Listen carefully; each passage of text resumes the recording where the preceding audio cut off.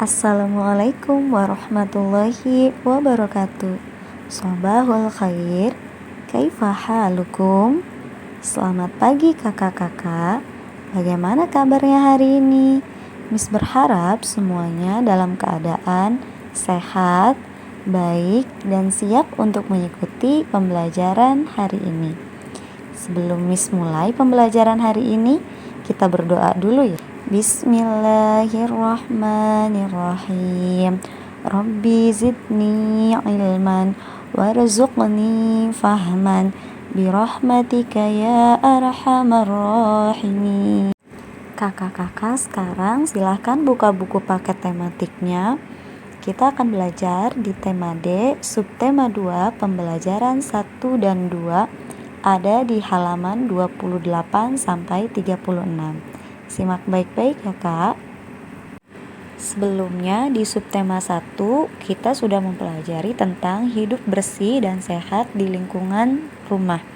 Nah sekarang di subtema 2 kita akan belajar tentang hidup bersih dan sehat di sekolah. Hidup bersih dan sehat juga perlu diterapkan di sekolah. Semua warga sekolah harus menjaga kebersihan dan kesehatan lingkungan sekolah. Apakah kakak-kakak sudah menerapkan sikap hidup bersih dan sehat di sekolah? Apa juga yang kakak lakukan untuk menjaga kebersihan dan kesehatan lingkungan sekolah? Nah, untuk menjawab pertanyaan yang tadi, coba sekarang kakak-kakak perhatikan gambar tersebut. Di gambar ini menunjukkan sikap menerapkan hidup bersih dan sehat di sekolah, yaitu siswa-siswi dan guru bekerja sama untuk menjaga kebersihan sekolah.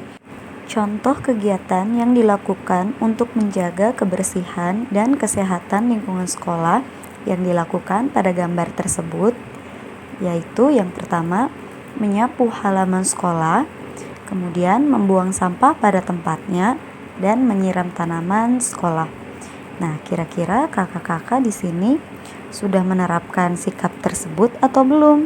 Jika sudah menerapkan sikap tersebut di sekolah, berarti kakak-kakak sudah menjaga kebersihan dan kesehatan lingkungan sekolah. Sekarang buka di halaman 28. Ayo membaca. Kita baca dulu teksnya ya. Setiap hari Jumat, di sekolah Nina diadakan kegiatan Jumat bersih. Seluruh warga sekolah melakukan kerja bakti.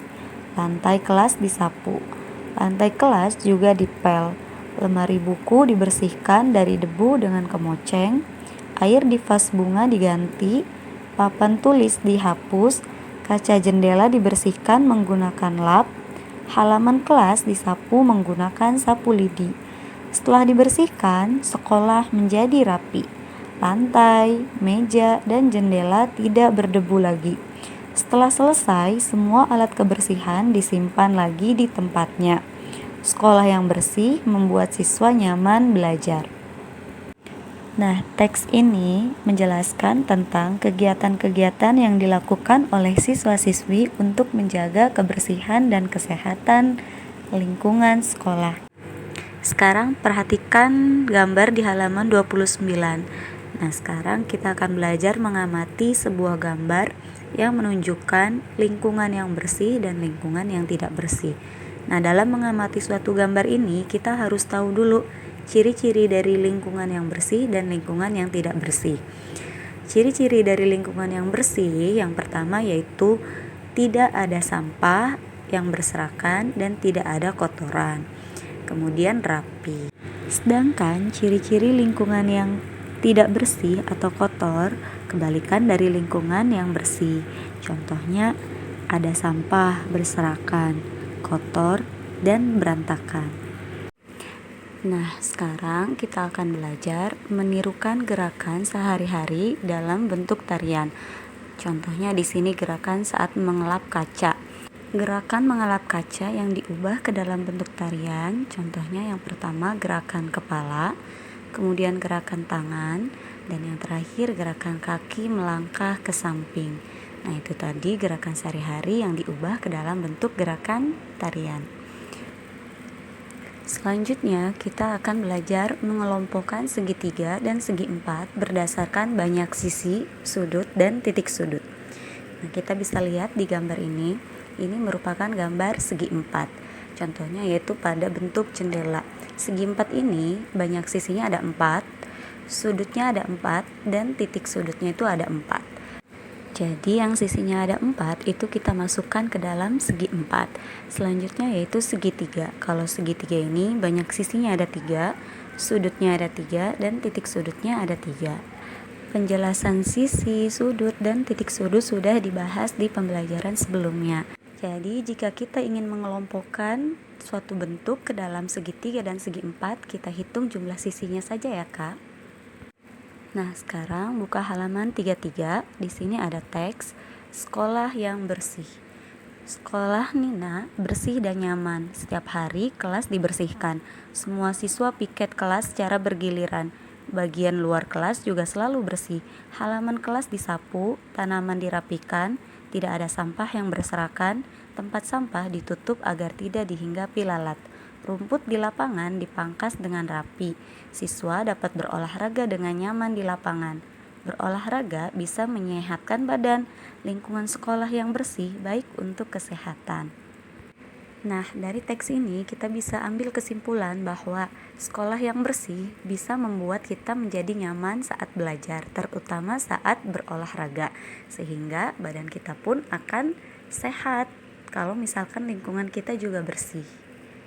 Selanjutnya, kakak-kakak silahkan dibuka halaman 34. Di sini kita akan belajar menulis hasil laporan pengamatan. Sekarang coba amati gambar lingkungan sekolah yang ada di halaman 34. Nah, setelah kakak amati suasananya dan lingkungannya, kemudian tulis laporannya yang seperti contoh di bawah. Nah, di sini Miss sudah menuliskan contohnya. Jadi di sini nama pengamatnya contohnya itu Nina. Hal yang diamati yaitu suasana atau lingkungan sekolah, dan hasil pengamatannya contohnya seperti ini. Lingkungan atau suasana sekolah pada gambar tersebut sangat nyaman karena bersih dan rapi. Selanjutnya, kita akan belajar tentang contoh sikap dan kegiatan yang mencerminkan persatuan di sekolah. Contohnya yang pertama yaitu di sini Nina saling menghargai pendapat temannya. Kemudian Nina juga sering berbagi dengan teman-temannya. Nah, itu merupakan salah satu contoh sikap yang dapat menciptakan persatuan di sekolah. Kemudian lanjut ke halaman 35, kita akan belajar gerak keseimbangan statis. Di sini dengan posisi terlentang. Posisi tubuh terlentang, kedua kaki diangkat, tahan semampunya. Kemudian yang kedua yaitu posisi miring. Posisi tubuh miring, kaki kanan diangkat, tahan semampunya, ulangi untuk kaki kiri. Nah, selanjutnya yaitu yang ketiga dengan posisi tengkurap. Posisi tubuh tengkurap, kaki kanan diangkat, tahan semampunya, ulangi untuk kaki kiri. Nah, untuk gerak keseimbangan statis ini bisa kakak praktekkan ya di rumah. Nah, mungkin itu saja materi tematik hari ini. Semoga bisa difahami. Tugasnya yaitu mengerjakan Ayo Berlatih halaman 32 dan halaman 36. Syukron kasiron. Wassalamualaikum warahmatullahi wabarakatuh.